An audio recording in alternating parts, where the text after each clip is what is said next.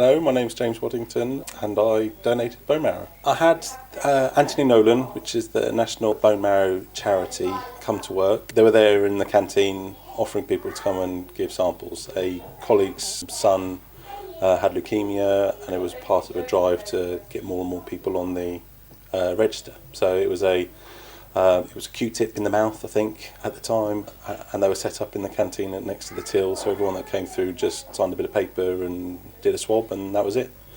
So you didn't actually have to do a blood test at that Not particular at the time, no. That was, I think, maybe 3 years ago, 2 years ago, something like that. And the requirements are that you're under, I think that you're under 30 and that you don't have any blood-borne diseases that you're aware of, and that was it, and that you're willing to go on the transplant list.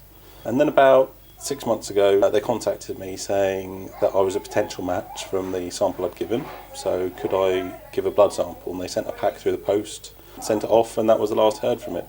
And then about 3 weeks ago, maybe a month ago, they contacted me saying that I was a match and that they requested that I donate bone marrow. At that point, they give you an option to say whether or not you want to go through a bone marrow harvest or a blood transfusion. What's the difference? The difference is the blood transfusion is a lot less invasive. You get visited by a nurse every day for 5 days and they give you an injection. And the injection stimulates your stem cells to come out of your bone marrow into your bloodstream to make your blood very rich with stem cells.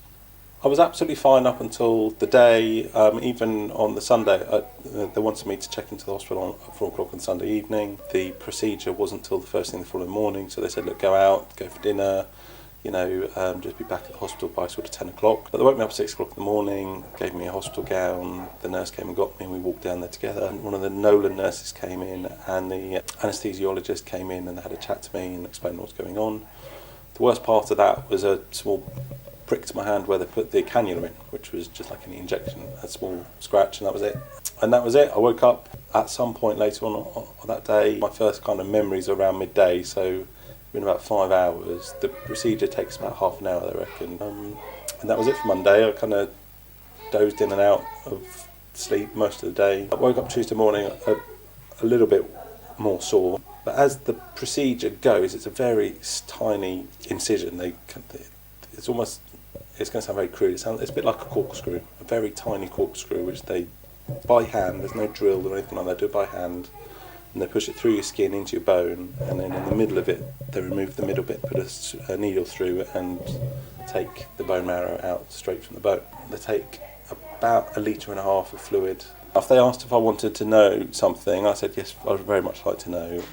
And they said that the donor is an adult female, and that's all they could tell me. So nothing at all, really. That's it. So how does it feel to potentially know that you have saved somebody's life?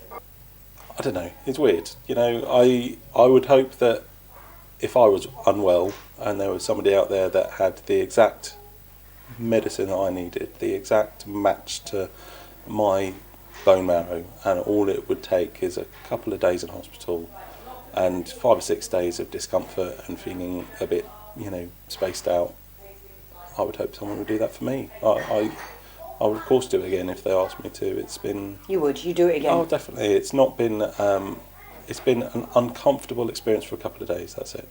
It really isn't a big deal, to me, to my body, to what's happened to me and the discomfort I've been through and the procedure I've gone through. It really is tiny compared to potentially... The rewards. What it is, which is somebody with leukemia, someone with, cancer of the blood, who has gone through every other medical procedure possible and told that's it.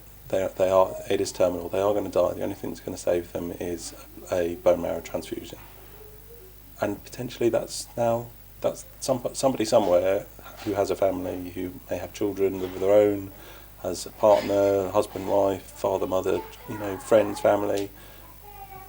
Potentially it's going to save them. So. And like I said, for 3 or 4 days of having a sore back and feeling a bit spaced out, it's not a big deal. I'd never considered it until the Anthony came to work, and it was as simple as a Q-tip in the mouth. That was it. 30 seconds, not even that, 30 seconds, filling out a bit of paper, and going on their register, and they send me an email every year just to remind me I'm still on their register. They prepare you very, very well. They send all the paperwork, and there's loads of information pamphlets, and they give you somebody that kind of almost like a chaperone who I spoke to. Paul, I spoke to him half a dozen times beforehand. I spoke to him the evening before the procedure. I spoke to him the next day. He called me again today just to check on me, make sure everything was all right, make sure I had no worries, and he will be my point of contact going forward, for in case they need any more. Anthony and Nolan, look it up on Google, on the internet, stick it in, find out where they're going to be. If you're giving blood at the hospital, if you're donating blood, if you're ever at your GP's and they're doing anything with blood, just mention that you'd happily go on the NHS register or the Nolan register. They both go to the same place. All the NHS bone marrow registers are maintained by Anthony Nolan anyway. So just say, yeah, I'm up for that. And you can sit on the donor list for 10, 15, 20, 30 years and never be contacted. But, You never know. You never know. Thank you very much for talking to us today. You're very welcome. Thank you.